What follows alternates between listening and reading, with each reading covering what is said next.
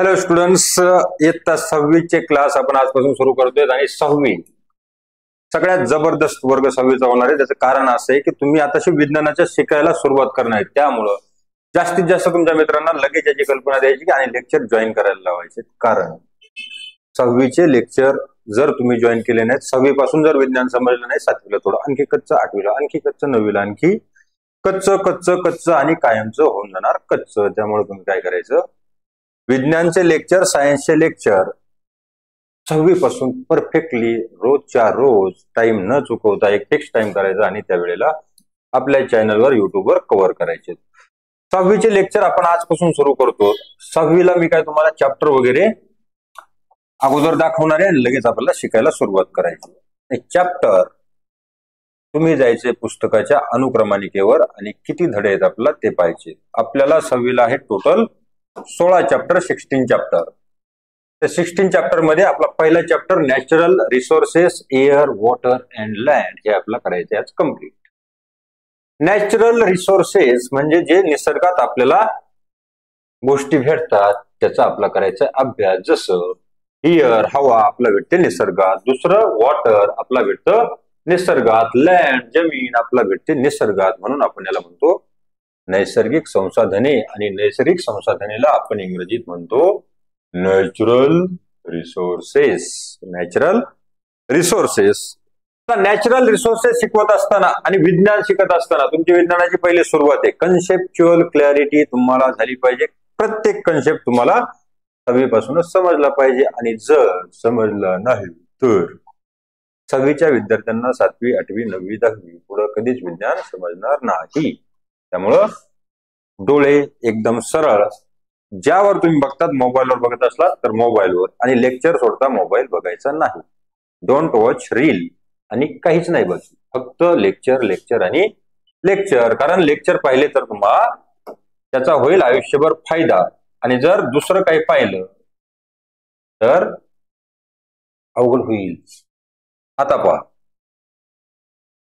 आता हे आपल्या साईडला एक पिक्चर दिलेलं आहे, एक चित्र दिलेलं आहे आणि त्या पिक्चरवरून आपल्या काही गोष्टी समजून घ्यायच्यात. आपल्या पुस्तकामध्ये काय सांगितलंय, ऑब्झर्व.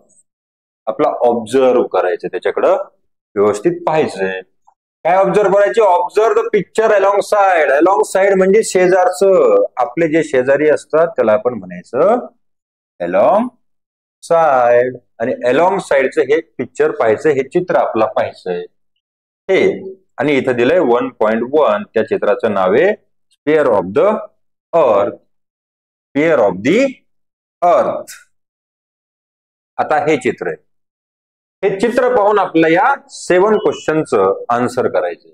या 7 प्रश्नांचं आपल्याला द्यायचंय उत्तर. पहिला क्वेश्चन काय आहे, where do we see the bird. कुठं आपल्याला दिसतात पक्षी.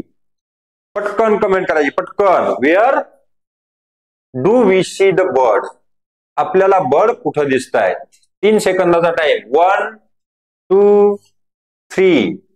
आपला बर्ड दिसत आहेत इथं. आपला बर्ड दिसत आहेत इथं. आणि याला आपण काय म्हणतो, वर दिसत आहेत जमिनीच्या. Birds are flying. आणि ते कुठं फ्लाय करते, हवेमध्ये. आणि हवेला आपण म्हणतो air. Bloods fly, birds fly in air. आता तसंच नेक्स्ट क्वेश्चन आपला विचारलाय, फिअर इज द काव ग्रॅजिंग. ग्रॅजिंग म्हणजे चरणे. जसं आपण खातो आपण करतो eating. Cows are grazing. Where is the cow grazing. Where is the cow ग्रॅजिंग. कुठं, गाय कुठं चरते. काऊ म्हणजे गाय. आणि कुठं खाते गवत, जमिनीवर. आणि जमिनीला आपण काय म्हणू, ग्राउंड. आणि त्या ग्राउंडलाच आपण काय म्हणू शकतो, लँड. काय म्हणू शकतो, ग्राउंड किंवा land. Next question, locate the trees and the road. आता आपल्याला लोकेट करायचंय म्हणजे ते कुठे ते शोधायचे. काय, ट्री. ट्रीज म्हणजे झाड. इथे एक झाड दिसलं, इथं आपला दिसतंय झाड, इथे एक दिसतंय छोटस झाड. आणि आणखी काय विचारलंय आपला, अँड द रोड. रोड म्हणजे रस्ता, आणि इथं रस्त्याने चालली ही गाडी. इथं आहे रस्ता आणि इथं हे ट्रीज. आता हे पण कुठे येतं? हे पण आहेत जमिनीवर, म्हणजेच लँडवर, म्हणजेच ग्राउंडवर. समजलंय का? कमेंट करून सांगा, समजलंय का? Next question, where does the river come from and how does it flow? हा क्वेश्चन विचारलाय इन वन क्वेश्चन. त्यांनी विचारले 2 क्वेश्चन. एकाच प्रश्नात 2 प्रश्न. पहिला प्रश्न विचारलाय वेअर. वेअर म्हणजे कुठं? Does the river come from. River म्हणजे नदी. रिव्हर म्हणजे नदी. कम फ्रॉम म्हणजे कुठून आली. कम म्हणजे येणं आणि फ्रॉम म्हणजे कुठून. ही आहे नदी. नदी इथून आली आणि अशी खाली खाली इकडे आली, इकडून इकडे गेली. आता कुठून आली असं सांगायचं म्हटल्यावर इथं आपला दिसताय त्या हिल्स, टेकड्या. आणि टेकड्या असतात उंचीवर, आणि उंचीवरून कुठं आली ती नदी? खाली. हे आपलं ही आहे सपाट जमीन. उंचीवरून टेकड्यावरून नदी उताराने वाहत वाहत आली. म्हणजे फ्रॉम हाय टू, उंचीला आपण हाय म्हणणार आणि खाली जसं येतो त्याला काय म्हणणार? Low. Higher position to lower position. ही आहे जमिनीची. आणि नदी कुठून आली? हाय वरून लोअर, म्हणजे प्लेनवर आली. इथं टेकड्या दिसत आहेत आपल्याला आणि टेकड्यावरून आली खाली सपाट भागावर. Next question, how does it flow? ही का flow? How does it flow? ही वाहते का असं आपलं विचारलंय. फ्लो म्हणजे वाहने. नदी वाहते का? कारण आपण पाहतो पाणी असतं पातळ द्रव्य, पाणी असतं लिक्विड, आणि लिक्विड जिकडे उतार असेल तिकडे वाहत असतो. त्यामुळं नदीमध्ये काय असतं? पाणी. आणि पाणी पण लिक्विड आहे आणि पाणी कुठं वाहील? उताराकडे वाहील. त्यामुळं ते खाली वाहत. बरोबर. Next question, wear is the aeroplane? Wear is the aeroplane? Aeroplane कुठं? एरोप्लेन आहे इथं. Aeroplane is also in air. Aeroplane पण कुठं आहे? हवेमध्ये आहे, एअर मध्ये आहे. समजतंय का? त्याच्यानंतर next question, on what is the sailboat floating? Sailboat. Sailboat कुठं दिसतीये? ही आहे आपली सेलबोट. ती कुठं फ्लोट करते? फ्लोट करते म्हणजे कुठं तरंगते? सेलबोट तरंगते पाण्यावर, आणि पाण्याला आपण म्हणतो वॉटर. पाणी म्हणजे वॉटर, आणि वॉटरवर सेलबोट फ्लो करते. आता आपला पाहायचा नेक्स्ट क्वेश्चन दिलाय का संपलाय सगळं? सगळे क्वेश्चन आपले संपले आहेत. आता आपण इथं काय काय पाहिलं? काही वस्तू आपण पाहिल्या. आपला जे प्रश्न विचारले होते, जे क्वेश्चन केलेले होते, त्याच्यामध्ये ग्राउंड पाहिलं. ग्राउंडवर चढते गाय, झाडं आहेत ग्राउंडवर, रोड आहे ग्राउंडवर. इथं फिश. फिश कुठं पोहतात? फिश बद्दल क्वेश्चन केलता का? हो. 6 नंबर क्वेश्चन आपला विसरला. Where are the fish seen? आपला मासे कुठं दिसतात? Fish seen in water. In river. River मध्ये वॉटर. आणि आपला रिव्हर बद्दल एक विचारलाय. आता आपल्या इथं 3 गोष्टी भेटल्या. नंबर 1, एरोप्लेन आणि पक्षी जिथं उडताय, जिथं आपला ढग दिसताय, ढगाला आपण म्हणतो क्लाउड्स. हे जे दिसतात हे आपला दिसतात एअर मध्ये. एअर मध्ये म्हणजे हवेमध्ये. नंबर 2 आपला दिसतंय वॉटर मध्ये काही वस्तू दिसतात.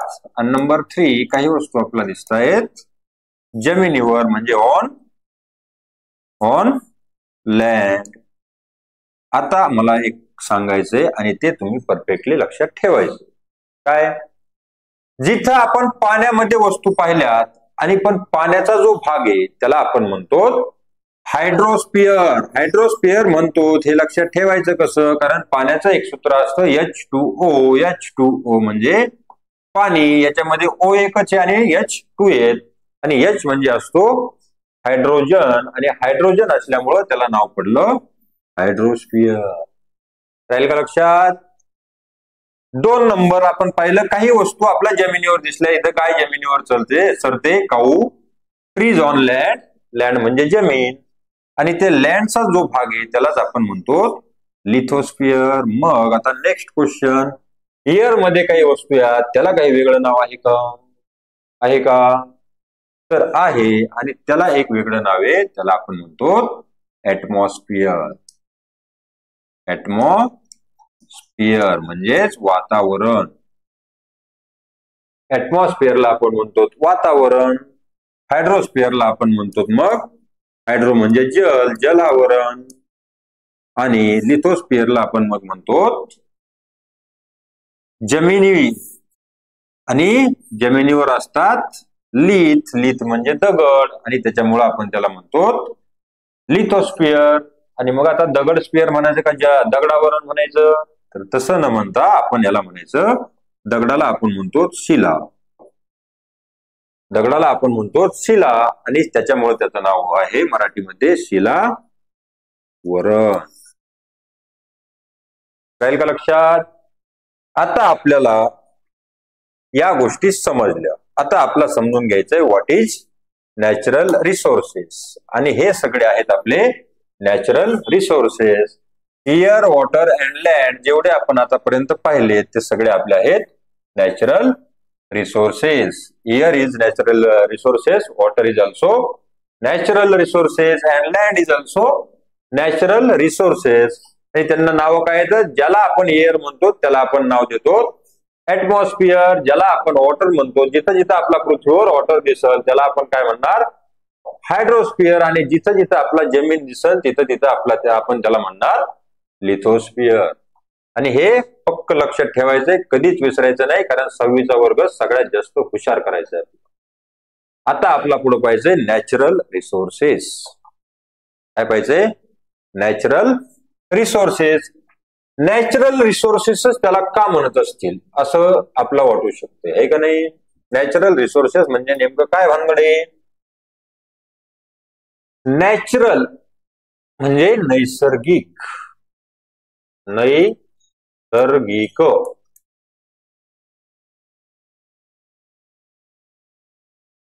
नॅचरल म्हणजे नैसर्गिक, आणि रिसोर्सेस म्हणजे साधन संपत्ती. नैसर्गिक साधन संपत्ती. आता आपलं काय सांगितलंय? You can see that some things. You can see that some thing in the picture are in water, some on land and some on sky. जे आपण सी केलंय म्हणजे पाहिलंय वरच्या पिक्चर मध्ये, त्याच्यामध्ये आपला समथिंग इन कुठं दिसलं?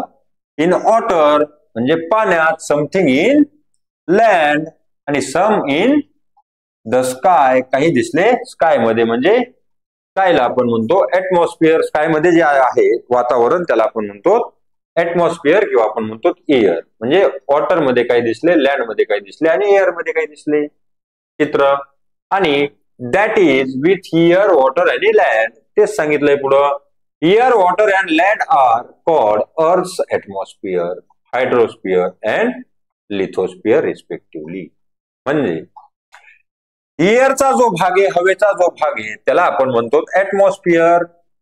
एअरचा जो भाग आहे, हवेचा जो भाग आहे, त्याला आपण म्हणतो ऍटमॉस्फिअर. वॉटरचा म्हणजे पाण्याचा जो भाग आहे पृथ्वीवरचा, त्याला आपण म्हणतो हायड्रोस्फिअर. आणि लँडचा जो भाग आहे, आपल्या जमिनीचा जो भाग आहे, त्याला आपण म्हणतो लिथोस्फिअर.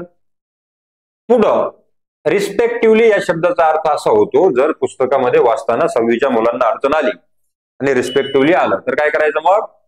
मग असं करायचं, रिस्पेक्टिव्हली आल्याच्या नंतर आपण पाहायचं, इथं एक वाक्य दिलंय, एअर, वॉटर अँड लँड. हे 3 दिलेत. 1 नंबरला आलं एअर, 2 नंबरला आलं वॉटर, 3 नंबरला आलं land. Are called the earth's atmosphere हे आलं 1 नंबरला, हायड्रोस्फिअर हे आलं 2 नंबरला, अँड लिथोस्फिअर हे आलं 3 नंबरला.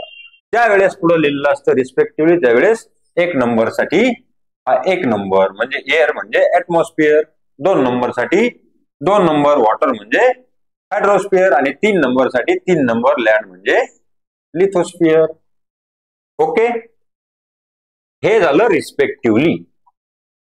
आता पुढं, moreover different living things occupy this 3 sphere. आता जे लिव्हिंग थिंग्स असतात, लिव्हिंग थिंग्स म्हणजे सजीव, डिफरंट म्हणजे वेगवेगळे, वेगवेगळे सजीव, ऑक्युपाय म्हणजे त्यांनी व्यापणं. आपण कसं घर बांधतो म्हणजे आपण तेवढी जागा ऑक्युपाय करतो, त्याला म्हणायचं ऑक्युपाय करणं. दिस 3 स्पियर ऑफ द अर्थ, सजीवांनी हे 3 स्पियर पृथ्वीचे त्याच्यावर कब्जा केलाय, म्हणजे त्याचा एरिया काही ऑक्युपाय केलाय. पृथ्वीवरचा हा ऑक्युपाय केलाय. आपला इथं दिसते पृथ्वी, आपल्या इथं दिसते पृथ्वी. आता या पृथ्वीवर जर आपण पाहिलं, इफ यू सी, तर आपलं काय दिसतंय इथं, हा एक कलर दिसतोय, हा दुसरा कलर दिसतोय, हे 2 कलर आपल्या पृथ्वीचे दिसत आहेत, 2 कलर्स. त्याच्यामध्ये हा जो दाखवलेला आहे या कलर मध्ये, ही आहे आपला लँड एरिया, हा आहे आपला सगळा लँड एरिया. आणि हा जो कलर दाखवलेला आहे निळा, हा आहे वॉटरचा एरिया. म्हणजे एवढ्या भागावर पृथ्वीवर, या पार्टवर एवढ्या वॉटर आहे, आणि एवढ्या भागावर लँड आहे म्हणजे जमीन आहे. आणि जिथं लँड आहे यालाच आपण काय म्हणतो, लिथोस्फियर. जिथं लँड आहे तिथं आपण म्हणतो लिथोस्फियर. जिथं पाणी आहे, जिथं वॉटर आहे, याला आपण काय म्हणतो, हायड्रोस्फियर.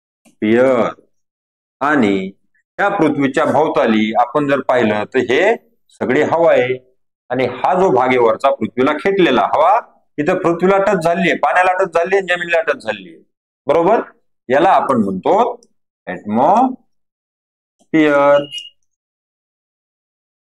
ऍटमॉस्फियर, करेक्ट. ऍटमॉस्फियर थोडं बरं लिहितो, SPHERE, ऍटमॉस्फियर.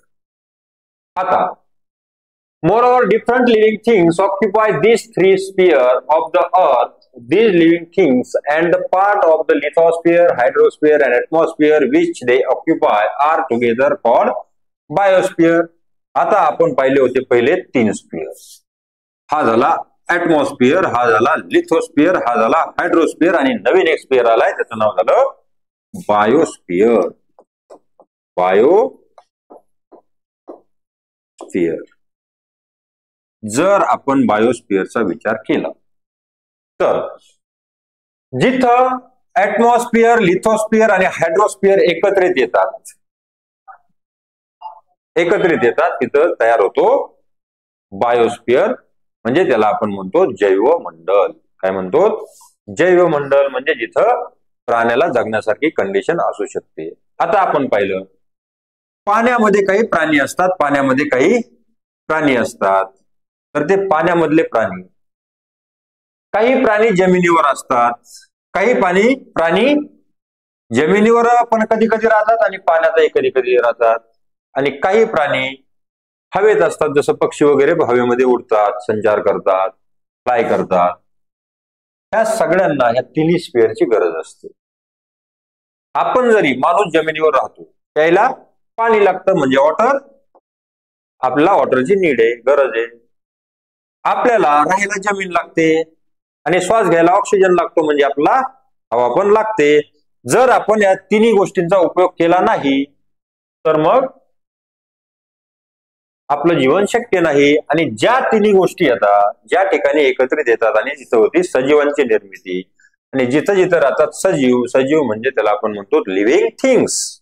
काय म्हणतो, लिव्हिंग थिंग्स. आणि त्या लिव्हिंग थिंग्स जिथं जिथं आपलं आढळतात त्याला आपण म्हणतो बायोस्फियर. आहे का नाही जी, त्याला आपण म्हणतो बायोस्फियर. आणि तेच आपल्याला सांगितलंय, काय सांगितलंय, डिफरंट लिव्हिंग थिंग्स, वेगवेगळे सजीव, ऑक्युपाय दिस 3 स्पियर. म्हणजे वेगवेगळे सजीव, वेगवेगळे हे 3 स्पियर ऑक्युपाय करतात. म्हणजे त्याच्यामध्ये, ते प्रदेशामध्ये ते सजीव राहतात. जसं पाण्यामध्ये मासे राहतात, खेकडे राहतात, त्याला आपण मासे, खेकडे आणि बऱ्याच आणखी प्राणी राहतात, आणि त्याला आपण खातो पण. काय करतो, खातो. जमिनीवर बरेच प्राणी राहतात का नाही, आणि हवेमध्ये पण काही प्राणी राहतात, किंवा हवेची प्रत्येक प्राण्याला गरज असते. जसं प्रत्येक प्राण्याला नाही म्हणता यायचं, माशाला हवेची गरज नसू शकते, पण ऑक्सिजन तो पाण्यामधून घेतो, बरोबर. आता पुढं कुठं चाललं होतं, these living things and the part of the lithosphere. ते लिव्हिंग थिंग्स म्हणजे ते सजीव, आणि पार्ट ऑफ कायचा पार्ट, लिथोस्फिअर म्हणजे हा जमिनीचा पार्ट, त्याच्यानंतर हायड्रोस्फिअर म्हणजे हा पाण्याचा पार्ट, आणि त्याच्यानंतर ऍटमॉस्फिअर म्हणजे त्याच्या भोवती असणाऱ्या या हवेचा पार्ट. हा काय करतात, डिफरंट लिव्हिंग थिंग्स ते ऑक्युपाय करतात, which they occupy are together and called the biosphere. ज्यावेळेस या तिन्ही गोष्टींचा वापर सजीव करतात त्यालाच आपण काय म्हणतो, बायोस्फिअर. आणि पुढं, these sphere have formed on the earth naturally. हे जे स्पियर बनलेत अर्थवर, हे जे वरण बनलेत अर्थवर, कोणते स्पियर, कोणकोणते येतं, लिथोस्फिअर, हा झाला हायड्रोस्फिअर, आणि हा झाला ऍटमॉस्फिअर. हे जे स्पियर येतं हे नॅचरली बनलेले येतं, त्याला कोणी बनवलेलं नाही. जसं आपण काही पण बनवतो, जसं बनवला हा पेन, जसं बनवला हा मोबाईल, तसं त्याला काय कोणी बनवलं नाही, ते नॅचरली बनवलेले येतं. आणि नॅचरली ज्या गोष्टी बनलेल्या असतात, ज्या गोष्टी नॅचरली बनलेल्या असतात त्याला आपण म्हणतो नॅचरल रिसोर्सेस.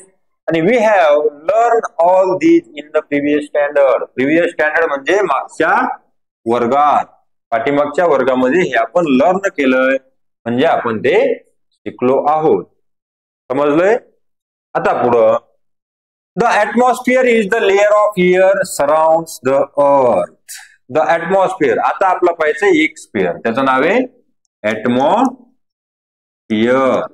काय ऍटमॉस्फियर म्हणजे, त्याची जर व्याख्या डेफिनेशन सांगा म्हटलं तर atmosphere is the layer of air surrounds the earth. Earth म्हणजे ही आपली पृथ्वी, आणि लेयर ऑफ एअर, लेयर म्हणजे आपण पाहतो, लेयर म्हणजे आवरण, लेयर म्हणजे आवरण. पृथ्वीच्या भोवती हे जे आवरण आहे, कशाचं आवरण, हवेचं आवरण आहे. हे जे हवेचं आवरण आहे म्हणजेच हवेचं काय, ते हवेची लेयर आहे, त्या लेयरला आपण काय म्हणतो, ऍटमॉस्फियर. म्हणजे atmosphere is the layer of air surrounds the earth. अर्थच्या अवतीभोवती जे लेयर आहे, जे आवरण आहे, त्याला आपण म्हणतो वातावरण. आता next question, next, the surface of the earth comprises water and land. आता हे पाहिलं आपण ऍटमॉस्फियर. ऍटमॉस्फियर पृथ्वीच्या अवतीभोवती बाजूला आहे, सराउंडिंग मध्ये, बरोबर आहे. पण हे जे दुसरं आहे, जो पृथ्वीचा सरफेस आहे, सरफेस म्हणजे पृथ्वीचा पृष्ठभाग आहे, पृथ्वीचा पृष्ठभाग म्हणजे सरफेस आहे. सरफेस म्हणजे पृथ्वीचा पृष्ठभाग.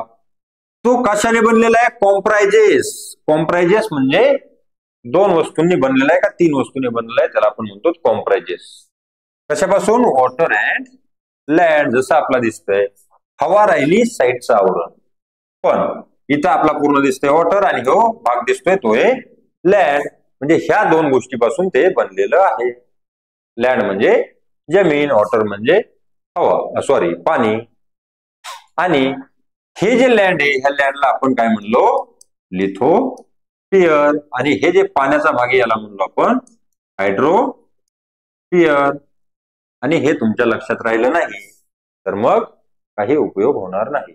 आणि दॅट इज द हायड्रोस्फिअर अँड लिथोस्फिअर तेच, बरोबर. ऑफ दिस द हायड्रोस्फिअर ऑक्युपाईज म्हणजे त्याने व्यापलेलं आहे. आता याच्यामध्ये हिस्सेदारी कोणाची किती आहे बघायची आपल्याला. पाण्याचा हिस्सा किती, जमिनीचा हिस्सा किती.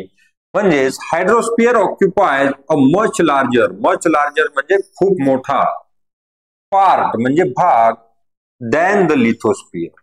काय सांगितलंय, hydrosphere occupies a much larger part than the lithosphere. हायड्रोस्फिअरने लिथोस्फिअर पेक्षा मच लार्ज म्हणजे खूप मोठा भाग व्यापलेला आहे, हे आपलं सांगितलंय. आणि आपलं सांगितलंय फिगर 1.2 पहा. आता आपण शोधायची figure 1.2. Wear is the figure 1.2, आणि ही आहे आपली फिगर 1.2. आणि 1.2 फिगर आपला काय सांगते, proportion of land and water. Proportion of land and water. Land आणि वॉटरचं प्रपोर्शन म्हणजे हिस्सा, लँड किती आहे आणि वॉटर किती आहे त्याचा आपला तिथं सांगितलाय हिस्सा. आता आपण पाहायचं त्याचा किती आहे हिस्सा, प्रपोर्शन कोणाचं किती आहे. त्याच्या अगोदर आपण हे आधी वाचून घेऊ म्हणजे काय होईल, आपल्याला सेपरेट तिकडे लक्ष देता येईल तुम्हाला आणि लक्ष विचलित होऊ द्यायचं नाही. Figure 1.2 shows the proportion of land and water on the earth surface. On the earth surface म्हणजे on the earth surface म्हणजे पृथ्वीच्या पृष्ठभागावर, वॉटर म्हणजे पाण्याचा आणि लँड म्हणजे जमिनीचा किती हिस्सा आहे ते आपल्याला बघायचं. आता कसं बघायचं, मग डोकून बघायचं. कसं बघायचं, डोकून बघायचं. इथं दिलंय आपला लँड 29%, 29% लँड म्हणजे जमीन, आणि 71% वॉटर म्हणजे पाणी, म्हणजे 71% पाणी,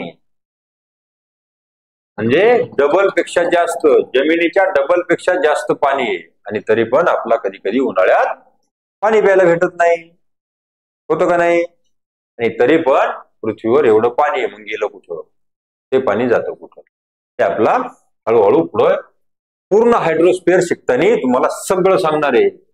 हे पाणी, खारं पाणी किती आहे, समुद्रात पाणी किती आहे, जमिनीवर पाणी किती आहे, तुमच्या विहिरीत पाणी किती आहे, हे सगळं आपलं पाहिजे. आता पुढं, we also look upon these natural components in solid, liquid and gaseous form as resources. काय म्हणते हे, समजते. वी ऑल्सो लुक, आपण अजून पाहतो, look upon these natural components in solid, liquid and gaseous form. हे आपण 3 फॉर्म मध्ये कंपोनंट पाहिले. म्हणजे हे जे नॅचरल रिसोर्सेस, निसर्गतः आपला उपलब्ध झालेले जे रिसोर्सेस आहेत ते आपण 3 प्रकारामध्ये पाहतो. 3 स्टेट्स ऑफ मॅटर असतात, त्या आपल्याला पुढे येतात. त्या असतात सॉलिड, लिक्विड अँड गॅसियस. आणि हे पण आपण लँड जर पाहिलं तर आपण ते पाहतो, ते आहे सॉलिड. काय सॉलिड म्हणजे त्याला आपण म्हणतो स्थायू, मराठीवाल्या पोरांसाठी. सॉलिड म्हणजे स्थायू. स्थायू म्हणजे काय, हा मोबाईल दिसला, हा जर दाबला तर दाबत नाही, किती दाबला तर दाबत नाही, म्हणजे हा झाला सॉलिड, बरोबर. लिक्विड, आपण जर पाणी घेतलं मोबाईल सारखं जर दाबलं तर काय होईल, पचका होईल आणि पाणी हातामधून निघून जाईल. त्याला आपण म्हणतो, जे पाण्यासारखं असतं त्याला आपण काय म्हणतो, लिक्विड. आणि लिक्विड हा आहे पाणी, याला आपण म्हणतो लिक्विड. LIQUID स्पेलिंग पाठ करायची. आणि कमेंट मध्ये सॉलिड, लिक्विड, गॅसियस कुठंच न पाहता स्पेलिंग टाईप करून टाकायची, कोणाकोणाला येते मला पाहायचं. नंतर तिसरा आहे गॅसियस. आता गॅसियस कुठे आहे बघ, ज्या वेळेस आपण हवा श्वास घेतो, दिसती का हवा, नाही, हवेचा धोका आला आपला टच करून जातो म्हणजे हवा आहे, पण आपला दिसत नाही. जे दिसत नाही त्याला आपण म्हणतो गॅसियस, बरोबर आहे का नाही. आणि गॅसियस कुठे आहे, हा आहे गॅस आहे पृथ्वीच्या भोवती. ही जी एअर आहे ही आहे गॅसियस स्टेज मध्ये, आणि गॅसियस स्टेज मध्ये असल्यामुळं ती आपला दिसत नाही. म्हणजेच आपला एक गोष्ट समजली, आपला 3 नॅचरल रिसोर्सेस भेटते. पृथ्वीने मनानेच बनलेले, तर आपण त्याला क्रिएट केलेलं नाही, किंवा वी आर नॉट मेड दिस, हे नॅचरली मेड झालेले, नॅचरली बनलेले आहेत. कोणते, लँड, वॉटर अँड एअर, हे 3. आणि ते 3 कोणत्या स्टेज मध्ये येतं, हे लँड आहे सॉलिड, वॉटर आहे म्हणजेच हायड्रोस्फिअरचा जो भाग आहे तो आहे लिक्विड, आणि ऍटमॉस्फिअरचा म्हणजे हवेचा जो भाग आहे तो आहे गॅसियस. काय तो गॅसियस, किंवा सॉरी GASEOUS, गॅसियस फॉर्म मध्ये,